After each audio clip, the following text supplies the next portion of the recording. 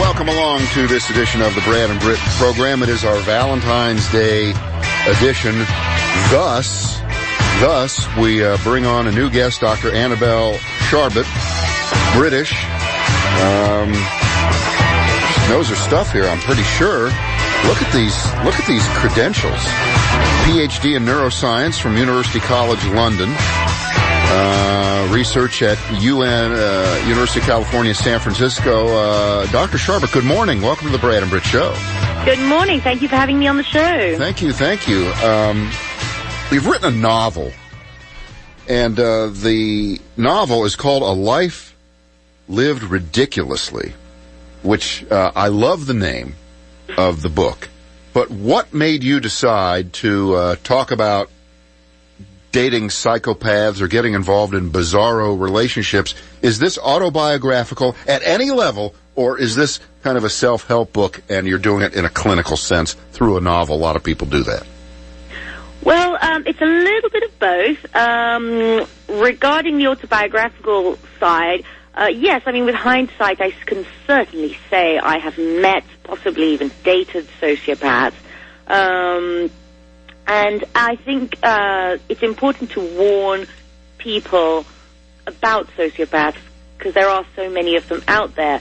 At the moment, apparently, it's 1 in 25, so that's about 4% of the population are out there trying to prey mercilessly on other people. And until you yourself have been preyed on, you just don't know that they're out there. And I certainly had no idea they were out there until I was preyed on. And what is the definition of a sociopath? We use the word all the time. What does it generally indicate? So overall, like in a nutshell, it's a person who has no ability to feel any normal human connections like remorse, guilt, empathy, compassion, or love. So they are unable to connect with other people and behave morally towards them the way you and I would. Statistically, are sociopaths more likely to be men or women? At the moment, it's just spread across the genders.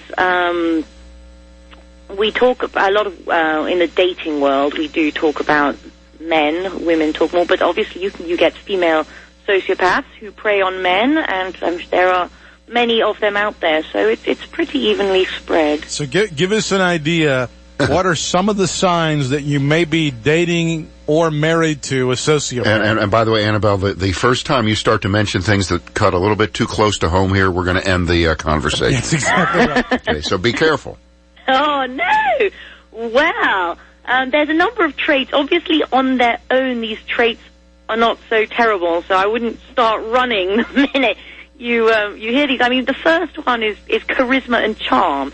So, obviously, everyone who's charming is not a sociopath. Right. But these guys are smooth talkers. They always have an answer. They never miss a beat. And they have impeccable manners, well-groomed. So, they're extremely romantic. So that's just one thing that they possess. I mean, they're not awkward. And so, yeah, so, I mean, sociopaths are hard to spot because of this. The other thing is that they have massive egos. So they'll love to tell you they're the smartest, the richest, the most successful in the world. Mm-hmm. They blame others. So nothing is ever their fault. No, it's never their fault, is it? Oh, they'll always have an excuse. Somebody else caused their problem. Mm-hmm. The big one, the huge one, is pathological lying.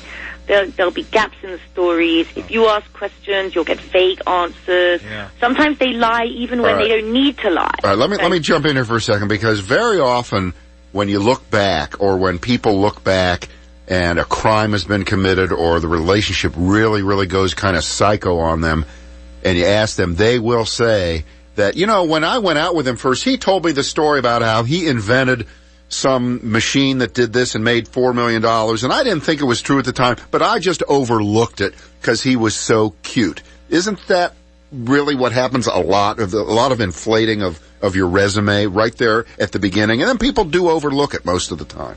Yeah, we do. I mean, I've done it too, because you probably already falling in love with this person and you want it to work. You've seen all the positives that they've had to offer, which is also all lies. But like I said, they're charming. I mean, and they sweep you off your feet. So yeah, you desperately want to fall in love, and you know, a lot of us, we do that. We just overlook the glaring signs. We're talking to Dr. Annabelle Charbit right now on the Brad and Brit Show. Now, one of the things on your list here, things to look out for, is someone who quickly proclaims they're your soulmate, which that whole phrase has kind of been cliched into the ground here, soulmate. But do people do that really quickly, and do people respond to it inappropriately? I guess it's such a wonderfully complimentary thing to say. Well, that's the thing, isn't it? I mean, if you're really keen to fall in love with this person, or if you yourself just want to fall in love in general, and somebody's wonderfully attentive and they're saying all the right things, and then they tell you, wow, you know, you and I, we're soulmates, and it's like a dream come true, and they know how to play on that. I'll tell you, if you're listening to this conversation and you've had an experience with someone like this, or you're maybe having one right now, give us a call at 866-482-1011, 866-482-1011. Dr. Annabelle Charbit is with us on the Brad and Brit Show. Are you dating a sociopath? And her book is called A Life Lived Ridiculously. Intense eye contact. I look at you. I never take my eyes off of you when we're out over dinner on Valentine's Day. Oh, my God. How he looks at me all the time. He never looks away. Stares into my soul. I think that's more an intuitive thing. So, I mean, obviously intense eye contact can be wonderful with the right person, but it can be a little bit creepy with the wrong person. Doc, where did you grow up? Did you grow up in England? I did, yes. I'm from London. Are Englishmen more likely to be sociopaths than American guys or not? Oh, I don't know about that. I think it's, well, evenly spread. What's the difference between an English bloke who's a sociopath and, say, an American guy? Oh, I don't know. I think the English guy might offer you some warm beer instead of a nice glass of wine. Yeah. All right. 866-482-1011. Here's a caller, John, with Annabelle Charbit. Good morning, John. Good morning. Hey, we all have a relationship with sociopaths. It's called politicians. I got it. You don't want to date them. But you know what? We almost talk about politicians in that way, because right now the standard cliche is the Republicans absolutely refuse to fall in love with Mitt Romney. They want someone else to take to the ball. And so they have dated this person, they've dated that person. And it always ends up being Mitt Romney, and they don't want to go to the dance with him. But listen to what Dr. Charbit said about being people who are sociopaths. They often have great charisma. They're often pathological liars. If that isn't a politician, I don't know what is. That's true. Come on. Actually, sociopaths make excellent politicians, and they love power. So, you know, I mean, who'd want to be a politician unless you had a certain sort of way of thinking?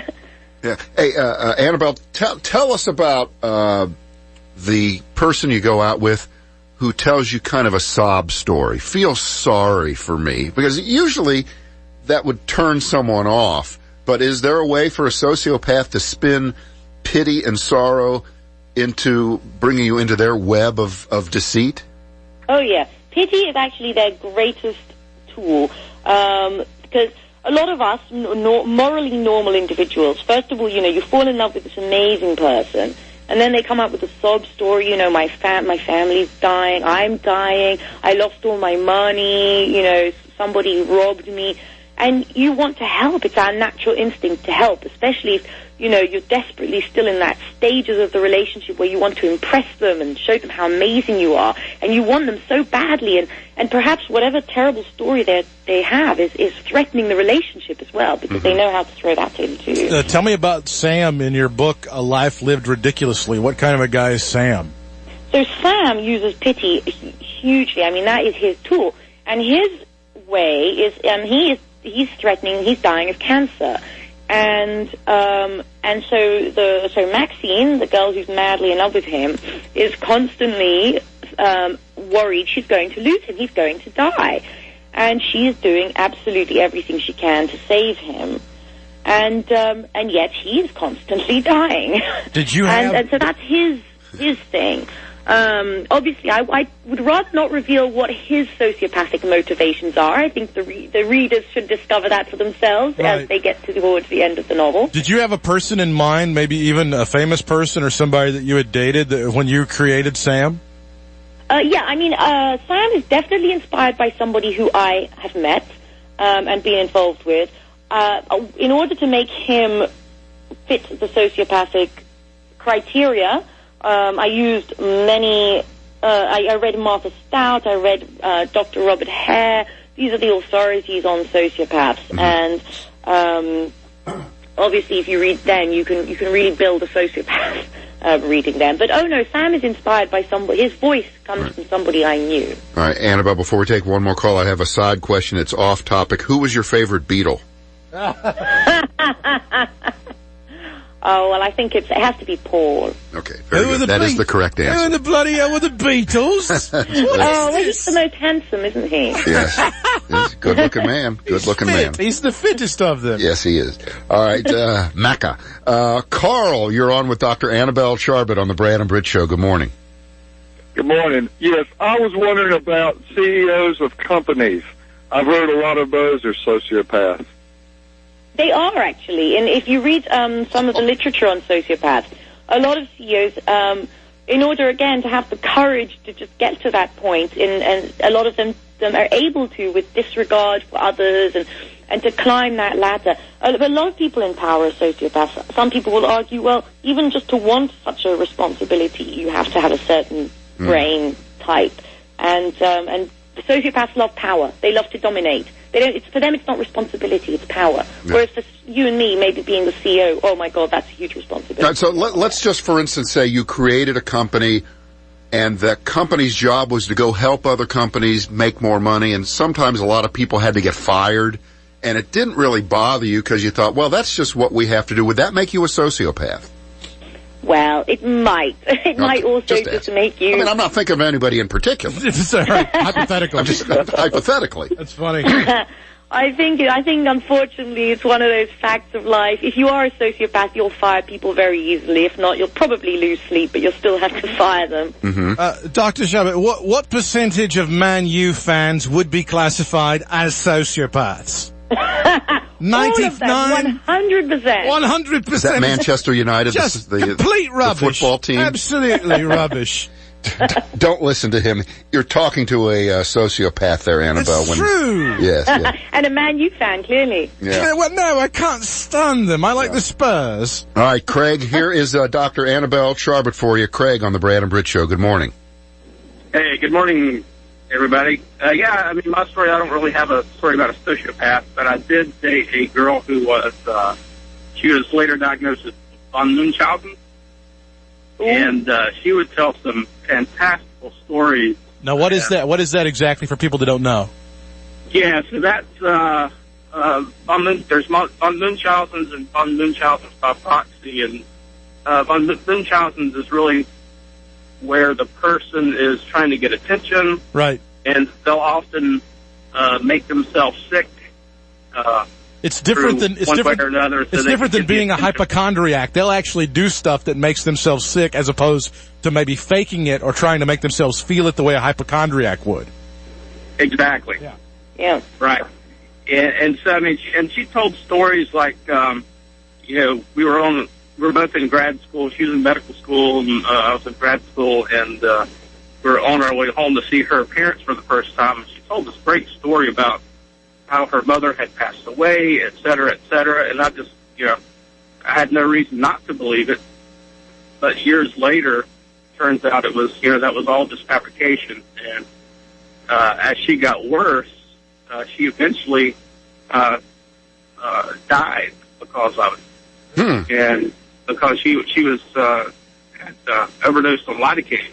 Wow. Oh. And the sad part of the story is that, of course she passed away, but some of her best friends were in the neuroscience department at the medical school. And so they all missed that. They all got fooled. Yeah. Wow.